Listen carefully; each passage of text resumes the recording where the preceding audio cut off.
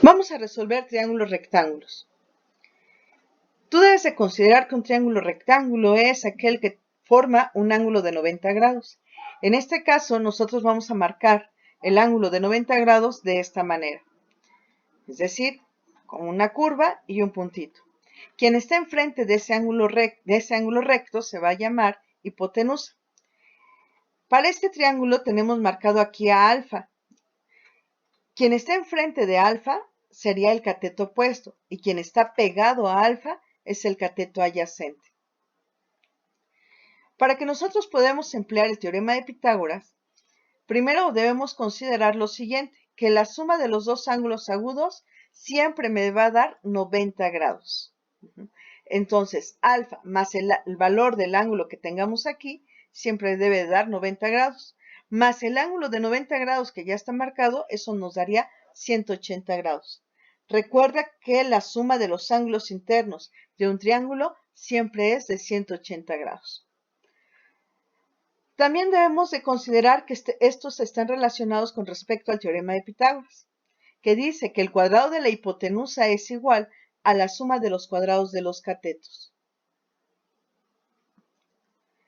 En general, para que yo pueda resolver un triángulo rectángulo, yo necesito conocer ya sea uno de los lados, cualquiera, y un ángulo, o bien dos lados cualesquiera, para que podamos resolver todos los demás elementos. Encontrar ángulos y lados.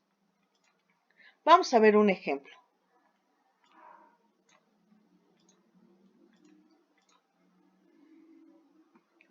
Tenemos en este caso un triángulo rectángulo, donde me están manejando que la hipotenusa es igual a 5. Habíamos dicho que este símbolo indicaba ángulo recto. El ángulo agudo que me están dando es de 40 grados. A partir de las condiciones que tenemos, podemos determinar lo que sería el ángulo C. Para poder determinar el ángulo C, yo puedo sumar 90 más 40 y a la diferencia de 180 con respecto a la suma de estos dos, me debe de dar el ángulo C.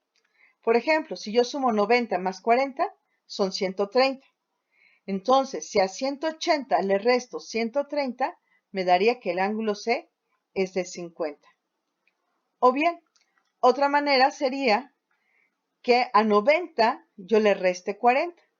Y si a 90 le restamos 40, entonces eso nos da 50, que sería el valor del ángulo C. Para poder determinar cuánto es la medida del lado C y del lado B, podemos hacer uso de las razones trigonométricas. Por ejemplo, si sabemos que el seno de un ángulo es igual al cateto opuesto entre la hipotenusa y que en este caso el cateto opuesto con respecto al ángulo B es el lado B y que la hipotenusa está siendo marcada como A, entonces vamos a despejar. Y si este término aquí está dividiendo, la operación inversa a la división es la multiplicación. Y entonces B nos quedaría como A que multiplica al seno de B, es decir, la hipotenusa que multiplica al ángulo B. Para poder determinar C, tendríamos que el coseno del ángulo B es igual al cateto adyacente, que es C, entre la hipotenusa, que es A. Si nosotros despejamos, entonces nos quedaría que C es igual a A que multiplica al coseno de B. En este caso vamos a sustituir los datos que tenemos. B es igual a 5 por el seno de 40, es decir, hipotenusa por el seno del ángulo de B que vale 40. Utilizando la calculadora, nos queda que el seno de 40 multiplicado por 5 es igual a 3.2. Si nosotros utilizamos la aplicación de C, entonces C sería igual a 5, que es la hipotenusa, por el coseno de 40. Y esto es igual a 3.8.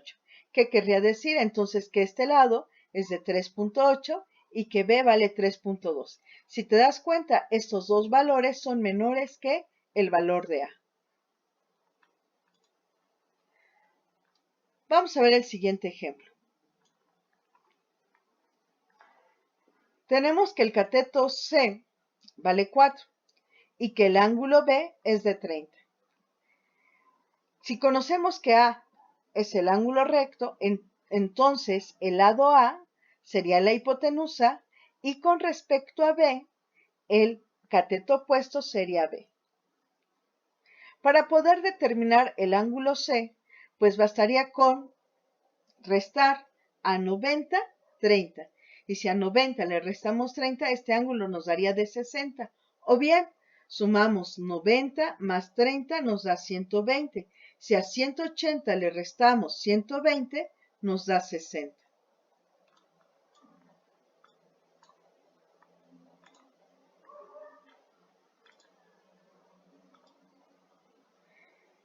Vamos a determinar cuánto miden los otros dos lados y vamos a aplicar lo que son las razones trigonométricas.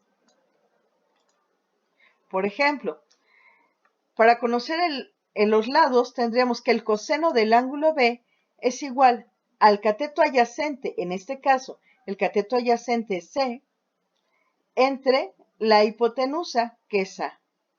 Como yo lo que requiero determinar es A, entonces primero paso A de este lado multiplicando y el coseno, como quedaría multiplicando, lo pasamos del otro lado dividiendo.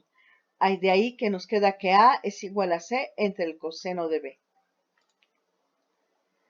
O bien, que la tangente de B, que es igual al cateto opuesto entre el cateto adyacente, entonces B sería igual a la hipotenusa, que sería C, por la tangente de B.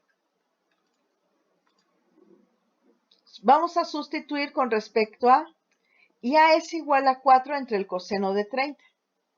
Aquí te recomiendo que primero pongas 4 paréntesis entre coseno de 30. Y esto sería igual a 4.6. Quiere decir que la hipotenusa es de 4.6. Para determinar el lado B, lo podemos hacer como 4 por tangente de 30. Es decir, el valor de 4, que es la hipotenusa, por la tangente del ángulo que estamos trabajando, que es de 30. Y eso nos da de 2.3.